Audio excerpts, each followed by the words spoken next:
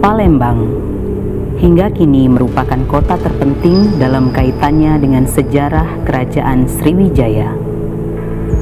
Berdiri pada abad ke-7 Masehi, Kerajaan Sriwijaya banyak memberikan pengaruh terhadap perkembangan di Nusantara.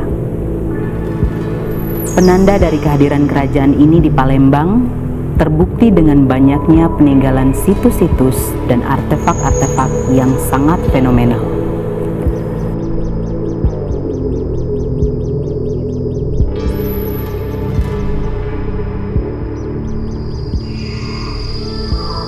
Mengenai Sriwijaya pada abad ke-7 ini banyak sekali perdebatan dari para ahli. Jadi memang Josides, seorang epigraf dari Prancis, sudah memproklamirkan bahwa pusat kerajaan Sriwijaya itu ada di Palembang.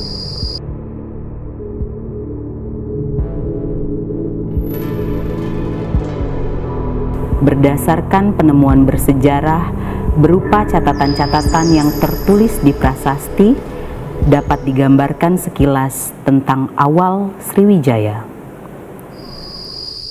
Kapankah Sriwijaya itu berdiri? Nah, ada satu prasasti Kedukan Bukit yang ditemukan di Desa Kedukan. Desa Kedukan ini ada di sebelah selatan dari Bukit Siguntang ini, dan itu di tepi sungai Tatang. Prasasti ini ditemukan di rumah penduduk oleh seorang kontrol Belanda, Batenburg kalau nggak salah, tahun 1920. Isinya berkaitan dengan perjalanan Dapuntahiang.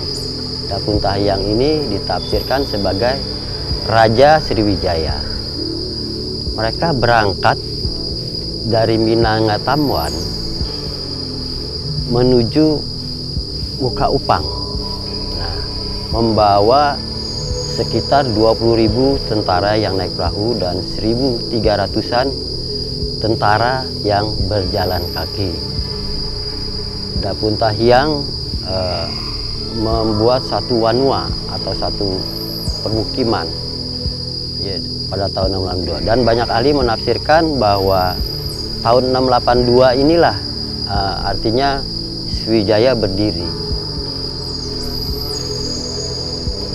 Ada satu sungai Kedukan yang dari foto udara itu kelihatan diluruskan. Jadi memotong kelokan sungai Musi atau meander sungai itu sepanjang 3 km. Kemudian dibagi lagi oleh kanal-kanal lainnya yang memotong, saling memotong. Nah, penggalian di lahan-lahan di sekitar kanal-kanal itu sudah dilakukan sejak tahun 1985 sampai tahun 90-an. Di situ memang banyak ditemukan keramik-keramik.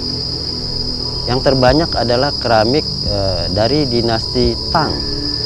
Nah, kaitannya dengan prasasti Kedukan Bukit yang menyatakan bahwa Dapuntahiang, Raja Sriwijaya itu mendirikan satu wanua. Wanua itu berkembang pada abad 8-10, yaitu di sekitar ditemukannya prasasti Kedukan Bukit, yaitu di kawasan Karanganyar. Jadi bukti-bukti arkeologis seperti sisa-sisa damar yang dipakai untuk pelita atau lampu, sisa-sisa perahu, nah, itu menunjukkan bahwa wanua yang didirikan oleh Dapuntahiang itu pada 682 itu berkembang sampai abad 8-10 Masehi berdasarkan data arkeologi yang diperoleh dari hasil penelitian. Sriwijaya Jaya Sidayatra Subiksa, ibarat membangun sebuah ibu kota. Setelah 2 tahun mendirikan kerajaan, Raja Sriwijaya membangun Taman Sri Setra sebagai hadiah Dapuntahiang Srijayanasa kepada masyarakat Sriwijaya. Nah, setelah mendirikan Wanua Sriwijaya, Dapuntahyang yang memimpin armada dan memimpin Sriwijaya ini kemudian mendirikan sebuah taman yang ada di Talangtuo. Nah, penyebutan taman ini disebutkan dalam prasasti Talangtuo yang berangka tahun 684 Masehi. Ini kalau kita ini kan ke Masehi. Nah, di dalam taman ini disebutkan nama lengkapnya Dapuntahyang. Kalau di prasasti Kedukan Bukit ini hanya menyebut Dapuntahyang, tapi dalam prasasti Talangtuo disebutkan nama lengkapnya yaitu Srijaya Nasa atau Srijaya Naga gitu. Nah, di prasasti Talangtuo ini berisi tentang pembuatan taman Sri Setra yang di dalamnya itu dilengkapi dengan bendungan dan kolam-kolam, dilengkapi dengan aneka pohon buah-buahan dan aneka tanaman bunga. Dan di situ juga disebutkan bahwa bagi para penduduk Sriwijaya itu bisa menikmati apapun yang ada di dalam taman itu, dan disebutkan juga bahwa pendirian taman dengan segala isinya itu merupakan amal kebajikan dari Srijaya Nasa untuk rakyatnya, dan di sana juga dia mendoakan agar semua rakyatnya itu sejahtera dan bisa hidup dalam kedamaian dan ketenteraman. Sidayatra Sarwa Satwa. Dapuntahyang Srijaya Nasa telah membentuk iklim yang kondusif dalam bermasyarakat di bawah kepemimpinannya.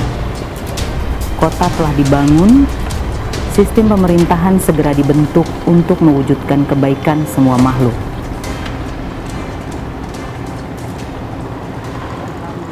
Nah, setelah prasasti Talangtuo ini kita mendapati adanya prasasti Telaga Batu atau dikenal juga dengan prasasti Sabo Kingking.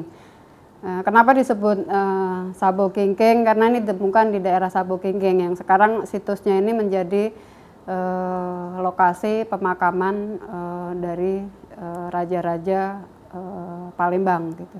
Nah, yang menarik dari prasasti Telaga Batu dibandingkan prasasti Talangtuo ataupun prasasti Kedukan Bukit dan prasasti-prasasti lain dari masa Sriwijaya, ini prasasti Talangtuo ini dibentuk dan bentuknya agak bulat, yang di atasnya itu dihiasi dengan 7 kepala kobra. Kemudian di bagian bawahnya itu ada semacam cerat yang dilengkapi dengan pancuran. Nah, ini dengan adanya bentuk yang berbeda, kemudian juga ada kepala kobra dan pancuran, ini ada kemungkinan bahwa prasasti Telaga Batu ini merupakan prasasti ya semacam apa ya, untuk sumpah jabatan lah, karena di dalam prasasti Telaga Batu itu disebutkan tidak hanya birokrasi kerajaan tapi juga nama-nama pejabat yang ada pada masa Sriwijaya. Nah, kalau kita tahu selain raja yang tentunya berada pada hierarki yang paling tinggi, itu di bawahnya masih ada sekitar 21 jabatan. Sampai yang terakhir itu katakanlah tukang cuci raja begitu ini. Jadi di bawah raja atau di dalam prasasti-prasasti itu disebut datu gitu, Datu Sriwijaya gitu. Itu ada putra mahkota. Nah, yang menarik ini putra mahkota itu ada 3 tingkatan. Jadi ada putra mahkota pertama itu yang disebut juga dengan Yuwa Raja. Kemudian ada putra mahkota kedua itu yang disebut dengan Prati Yuwa Raja. Kemudian ada putra mahkota ketiga yang disebut dengan Kumara Raja. Begitu banyak hal yang masih terpendam. Penelitian secara intensif pun masih terus dilanjutkan. Bukti-bukti peninggalan dari Kerajaan Sriwijaya sampai dengan saat ini dapat kita saksikan di beberapa museum di Kota Palembang.